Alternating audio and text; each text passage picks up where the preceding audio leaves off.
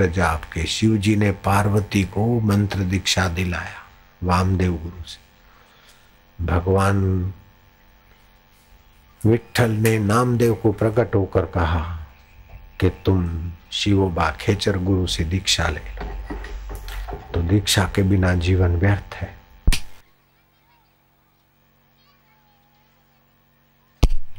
तो महंत भाईदास जी महाराज को उसने प्रार्थना किया कि मेरे को मंत्र दीक्षा दे। भाईदास ने कहा मैं तो भाई कथा करूं, मंत्र दीक्षा कोई संत देंगे तो संत के हृदय से जो अनुभव वाले महापुरुष होंगे वो मंत्र चेतन होता है। जैसे राम राम तो सब लोग बोलते हैं, लेकिन कबीर जी को रामानंद स्वामी ने राम नाम मंत्र दिया और कबीर जी लग गए तो महान पुरुष हो गए। ओम नमो भगवते वासुदेव तो कोई लोग बोलते कोई सुनते, लेकिन नारद जी ने जब गुरु मंत्र करके दिया ध्रुव को तो ध्रुव को भगवान के दर्शन हो गए। तो जो सच्चे संत हैं गुरु महाराज हैं उनसे मंत्र दीक्षा लेंगे तो मंत्र चेतन हो जाएगा। जैसे बड़ी केबल घर में ला के रख दो वायर, तो कोई बल्ब जलेगा क्या? वायर थांबले में बांध दो और अपने घर में लगाओ तो कुछ नहीं होगा, लेकिन वो पावर हाउस के थांबले से पतली वायर भी आएगी तो लाइट भी जलेगी, पंखा भी घूमेगा, टीवी भी चलेगी, कहीं कहीं चलेगा, क्योंकि उसमें विद्युत का करंट आता है। ऐसे ही जिस गुरु का मंत्र चेतन है ऐसे गुरु से दीक्षा लेते हैं तो उस मंत्र की चेतना अपने काम में आती है। जैसे सिम कार्ड होता है, एक्सपायर्ड सिम कार्ड कहीं करे, और जो सच्चा सिम कार्ड है तो वो ज़्यादा जरा सब डाल दिया सेल्यूलर में तो देश परदेश में बात कराते हैं। वो सिम कार्ड तो एक्सपायर्ड हो जावे और होना के तो पिया दे के लेना पड़े और फिर मर जावे। लेकिन मंत्र देने में, गुरु मंत्र लेने में गुरु जी पैसा नहीं लेते और गुरु मंत्र का प्रभाव कभी नहीं मर सकता है। शरीर मर जाए फिर भी गुरु मंत्र का प्रभाव नहीं मरता है।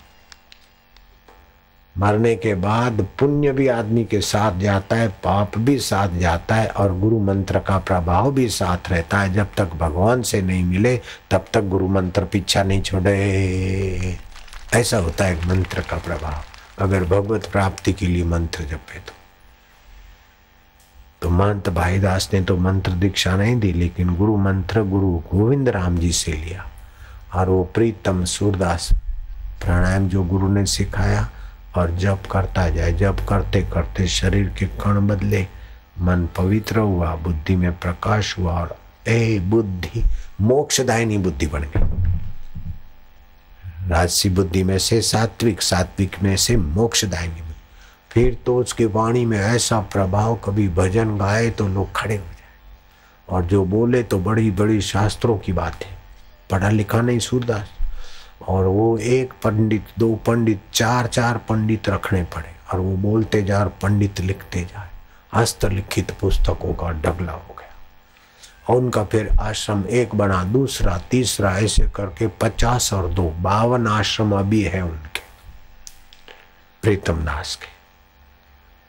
बावला में जन्म हुआ था, अभी अहमदाबाद से आनंद तक 52 उनके स्थान है और संदेसर में अभी उनका शरीर शांत हो गया तो उनके संदेसर में समाधि है। तो जहाँ समाधि है वो जगह में देख के आया।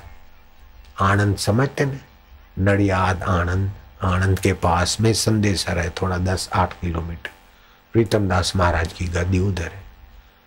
तो वहाँ रोमारोला विदेश का कोई तत्व चिंतक है, उसके ट्रस्टी आए और हस्तलिखित प्रतियां ले गए और अंग्रेजी में अनुवाद हो गया होगा अभी, और गुजराती में अनुवाद हो गया, हिंदी में हुआ, और कोई प्रतियां पड़ी थी वो मेरे को दिखाई, वो मैं देख के भी आया।